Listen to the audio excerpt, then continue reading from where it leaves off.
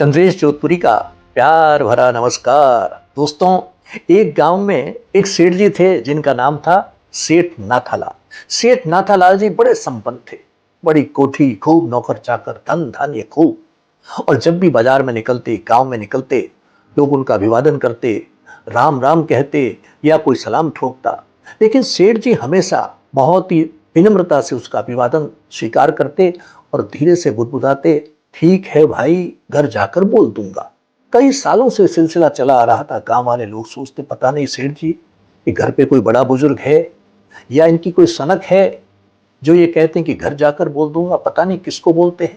आखिर एक दिन एक जिज्ञासु व्यक्ति रहा नहीं गया उससे, और वो सेठ जी का पुराना परिचित भी था। एक दिन जैसे उसने सेठ जी को अभिवादन किया और सेठ जी ने धीरे से कहा कि भाई ठीक है, घर जाकर बोल दूंगा, उसने उनका रास्ता रोक लिया और बड़े ही विनम्रता से कहा कि सेठ जी, हम आपको सालों से अभिवादन कर रहे हैं, लेकिन आप ये कहते हैं कि घर जाकर बोल दूंगा, इसके पीछे क्या राज है?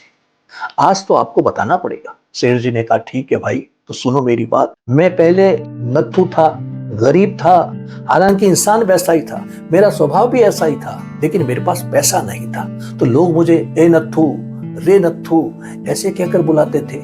अब जब मेरे पास पैसा आ गया, खूब धन धान्य हो गया, बड़ी कोठी हो गई, तब मुझे लोग सेठ नाथालाल जी कहते हैं। तो इसलिए मैं ये सोचता हूँ कि ये सम्मान, ये अभिवादन मेरा नहीं है, बल्कि मेरे पैसे का है, क्योंकि मैं तो पहले भी वैसा ही था और आज भी वैसा। इसलिए मैं घर जाकर के अपनी तिजोरी खोलता हूँ और उसमें जो लक्ष्मी जी की मूर्ति रखी है और जो धन रखा है, उसको प्रणाम करके ये उनको इंफॉर्मेशन देता हूँ कि हे प्रभु, आप उन सब का अभिवादन स्वीकार कर लेना, उन्होंने आपको अपना अभिवादन भेजा है। और इस तरह से ये कह करके मैं अपने अहंकार को शांत करता हूँ, क्योंकि मुझे पता है कि जो सम्मान है वो लक्ष्मी जी का है, उस तिजोरी में रखे धन का है। तो दोस्तों, इस कहानी से ये सीख हमको मिलती है कि हमारे पास जो अभिवादन है या जो सम्मान हमको मिलता है, ये जरूरी नहीं कि वो हमारे व्यक्तित्व का हो सकता है कि वो हमारे पैसे का हो, हमारी कुर्सी का हो जिसके ऊपर हम बैठे।